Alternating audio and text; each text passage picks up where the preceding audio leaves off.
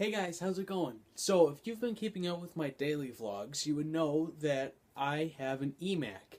And this is a computer that was released by Apple in the early 2000s.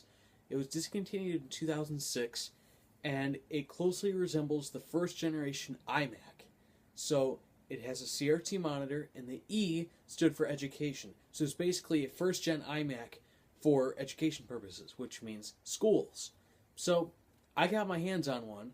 It's running OS 10.4 Tiger, so it's not super old, but it's kind of old enough to count it as a legacy system in my book. So, without further ado, let's take a look at this old Mac. All right, guys, let's fire it up.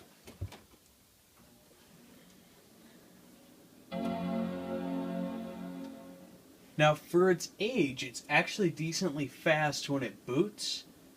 Obviously, Macs nowadays are faster, and most computers nowadays are a lot faster, but this'll do.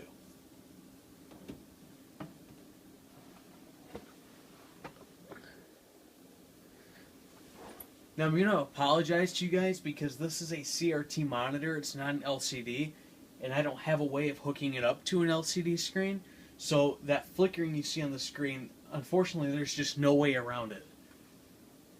So I apologize for that, but let's log in here. Okay, what's my password? Here we go, logging in. So it gets to the desktop, and like I said, this is OS 10.4 Tiger. So it's going to load the desktop. And now what I've done is I went into the code, not the code. It's like a DOS prompt, but these aren't based on DOS. So I went in there and I renamed the teacher account. And I renamed the teacher account to be my account. So basically I have full admin rights. Anything that any teacher that would have used this computer when it was in the school would have been able to do. So let's just take a look around here. I want to note that this is when they were making Safari, but they also still made Internet Explorer for Mac. And I'm going to launch it because I want you to see the old, this is version 5.2. So, obviously we're not connected right now to anything, but this is what Microsoft Internet Explorer for Mac looked like back then. So, and I would like to point out also that the Apple logo is blue up here, which now, as you guys probably know, it is black. So I like to point that out. Other than that, there's not too much different going on here than currently. These icons are pretty much the same. The spotlight search is now just the magnifying glass. It doesn't have that circle, but now the dock is something I'd like to take a look at, because the first version of OS 10.0, had the dock looking like this, with that ugly, like, kind of matching the desktop background. Actually, I don't think it did. I'm not sure how they determined the color for the dock, but it had that ugly the rectangle for the dock. Then, I don't remember which version, but they had it look like the iOS 6 dock with the nice shiny shelf-looking thing that looks like the icons are sitting on the shelf. And now in OS X Yosemite, it looks like this again, except they do better color matching, and the icons are all cartoonified. So I just think that's interesting that they thought this was a good idea at first, then went away from it, and then thought, you know what, let's bring that back. So I just wanted to point that out. But other than that, I'll just go ahead and point out the differences between functionality in a Mac then and now, and then being in this version. So you do have a dashboard in here. However, there is no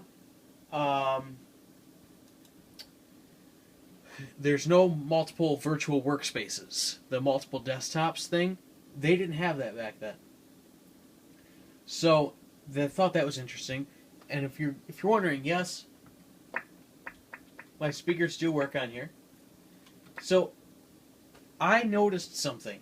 And I know it's a little bit dark so you guys can't quite see, but I noticed that the Apple down here has this shape around it. It looks like a cutout. And I figured that might be a CD drive.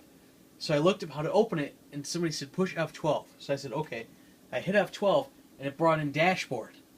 I'm like, that's weird. And then I saw a comment on that post and said, actually, you have to hold it for a little bit. So if I hold it, there it is. And if I had an Apple keyboard, I don't know if that eject key would work, the open button that's actually on the keyboard. I'm not sure, but I have a Windows keyboard, so I can't quite test that. Now, this used to be the iTunes logo. That's the old iTunes logo. This is, I'm not sure which version of iTunes. I can tell you once it opens.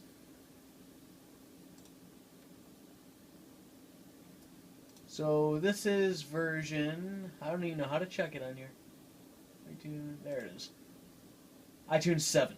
And I don't know exactly what version they're on now, but this is what it used to look like. And that's the icon used to be. One last thing I want to point out is they had a thing called Classic.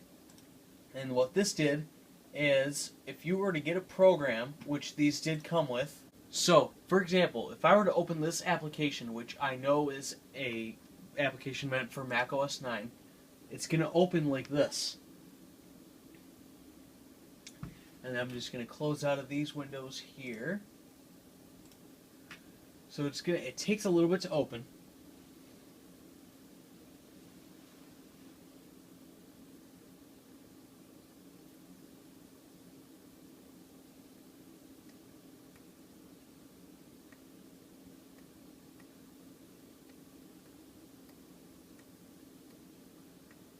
Come on.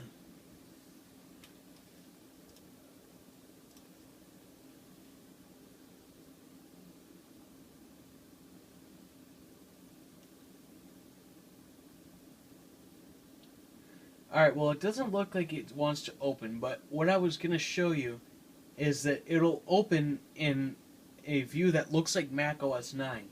And even up here, the menu bar changes to look like it did in Mac OS 9. So, like, these options in the Apple menu, they aren't what happens in OS 10. That's what it looks like in OS 9. That's what it would end up looking like. It's got the rainbow Apple logo. And the thing is just completely different.